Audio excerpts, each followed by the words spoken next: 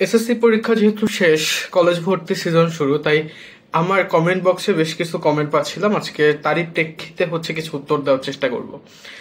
গত বছরের সর্বশেষ কাটমার্ক যদি ঢাকা রেসিডেন্সিয়াল মডেল কলেজে ভর্তির ক্ষেত্রে দেখি, সায়েন্সের মর্নিং শিফটে ছিল 1232, ডে শিফটে ছিল 1216। সেক্ষেত্রে যদি কিছুটা মার্কও এবছর কমে, যেহেতু এ প্লাসের হার কম। আপনারা জেনে থাকবেন ঢাকা শহরের মধ্যে সবচেয়ে বেশি মার্ক রেসিডেন্সিয়াল মডেল কলেজেই দরকার হয়, কারণ এখানে সিট সংখ্যা কম কিন্তু ডিমান্ড অনেক বেশি। এই কারণে, এবং এদের ব্যক্তিগত যে স্টুডেন্টগুলো আছে যারা এই কলেজ থেকে এইচএসসি পাস করেছে, ওই স্টুডেন্টগুলোও কিন্তু এই কলেজের মধ্যেই ভর্তি হয়। তার মানে মার্ক যে খুব বেশি একটা আপ ডাউন করবে ব্যাপারটা এমন না।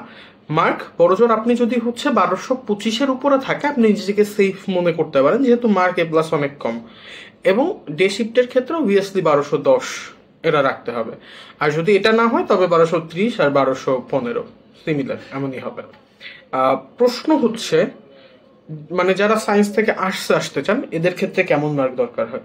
অবভিয়াসলি আপনি ডে শিফটে মিনিমাম হলে 1130 মার্ক রাখতে হবে, আর মর্নিং শিফটের জন্য 1150-এর বেশি। বিজনেস ফ্যাকাল্টিতে অনেক কম, 1100 এর বেশি পাইলেই আপনি সেফ। এখন কথা 1 নম্বর প্রশ্ন, আপনি রেসিডেন্সিয়াল মডেল কলেজে প্রভাতী শাখায় ভর্তি হলে আপনি অনাবাসিক থাকতে পারবেন কিনা? আমি নিজে একজন অনাবাসিক স্টুডেন্ট ছিলাম, সুতরাং আপনি অনাবাসিক হিসেবে যদি ভর্তি হন তাহলে অনাবাসিক থাকতে পারবেন, কিন্তু আপনি যদি আবাসিক হিসেবে ভর্তি হন তাহলে আপনাকে আবাসিক থাকতে হবে। এখন ভাই, অনাবাসিক থাকলেও কি আবাসিকের বেতন দিতে হবে কিনা? না, অনাবাসিক থাকলে আপনাকে আবাসিকের বেতন দিতে হবে না। অনাবাসিক থাকলে আপনাকে অনাবাসিকের বেতনই দিতে হবে, মানে 1675 টাকা সম্ভবত। এবং আবাসিকে থাকলে আপনার 8275 টাকা দিতে হবে, সাথে বেতনটা দিতে হবে। এখন কথা থাকার জন্য বাইরে হোস্টেল আছে কিনা? হ্যাঁ, বাইরেও হোস্টেল আছে, অনেকগুলা হোস্টেল আপনি এসে দেখতে পারেন। এখানে স্টুডেন্টস গার্ডেন, এরপর সুজিত স্যার্স হোস্টেল, সো প্রচুর হোস্টেল আছে। আপনি চাইলে আশেপাশে এসে ঘুরে দেখতে পারেন। বাট হোস্টেলগুলোর কোয়ালিটি এবং মান নিয়ে অনেক বেশি প্রশ্ন আছে, কিন্তু হাউজের খাবার বা মান নিয়ে প্রশ্ন নাই, কিন্তু হাউজের রুলস নিয়ে অনেক বেশি কথাবার্তা আছে। এরপরে কথা আপনার এখানে আসলে মানে অনেক বেশি বাইরে টিউশন পড়তে হয় কিনা। আপনি যে কোনো কলেজে পড়েন না কেন, আপনার বাইরে পড়াশোনা অবভিয়াসলি করতে হয়, বিকজ আপনি কলেজের পড়াশোনা নিয়ে কোনোদিন অত বেশি স্যাটিসফাইড হইতে পারবেন না, খুব রিয়েলিস্টিক কথাবার্তা।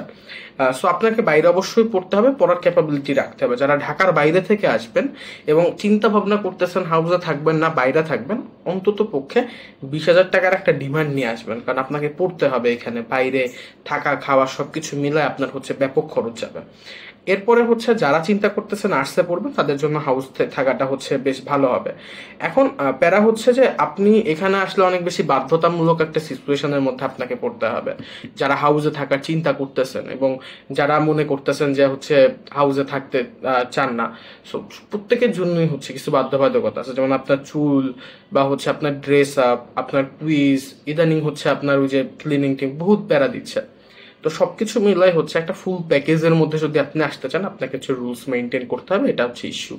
এবং আমি আপনার এত মার্ক আসা চান্স হবে কিনা এটা বড় ব্যাপার। আমি যে রেঞ্জটা বলছি এটার মধ্যে আপনার মার্ক আছে কিনা দেখেন, যদি না থাকে অন্য জায়গায় চেষ্টা করেন ভাই, মানে এতই করে লাভ নেই অ্যাকচুয়ালি। তবে এবার ডে শিফটের মার্ক কিছুটা কমতে পারে। আর আরেকটা খুব কমন প্রশ্ন, মর্নিং আর ডে শিফটের মধ্যে পার্থক্য কি? মর্নিং আর ডে শিফটের মধ্যে অ্যাকচুয়ালি কোনো পার্থক্য নাই। পার্থক্য মর্নিং এর পোলাপান আবাসিকে থাকতে পারে, ডের পোলাপান আবাসিকে থাকতে পারে না। বাট ডের পোলাপান যদি আবাসিকে অ্যাপ্লাই করে দেন, তারা আবাসিকে থাকার যোগ্যতা অর্জন করতে পারে না তা না। এবং মূল পার্থক্য মর্নিং এর ক্লাসটা অ্যাকচুয়ালি সকালে হয়, ডের ক্লাসটা দুপুর থেকে হয়। তো এই কারণে মর্নিং এর যারা, ওরা একটা এক্সট্রা সময় পায়, ওদের ক্লান্তি হয় না। বাট ডে শিফটের একটা ছেলের ডেইলি রুটিনে বেশ খানিকটা ক্লান্তি চলে আসে। সো এই কারণে মানুষজন মর্নিং শিফট প্রেফার করে, ডে শিফটটাকে অত বেশি একটা প্রেফার করে না। বাট এই ছাড়া টিচার, কুইজ, পরীক্ষা কোনো কিছুতে ডে শিফটটা অনেক বেশি পিছায় নাই।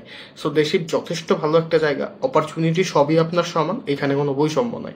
বাট একটা বৈষম্য হয় যে আপনি আবাসিক স্টুডেন্ট না, তো ডিআরএমসি তো রেসিডেন্সিয়াল কলেজ, এখানে দুইটা বৈষম্য পাবেন আপনি। এক নতুন আর পুরান বৈষম্য, আর দুই ডে শিফট মর্নিং শিফট বৈষম্য। সো অ্যাকচুয়ালি এইটা ছাড়া আর কিছু হয় না। হ্যাঁ, সো ডে মর্নিং এর অত বেশি পার্থক্য নাই। এটাই বেসিক কথাবার্তা আর কি। Thank you.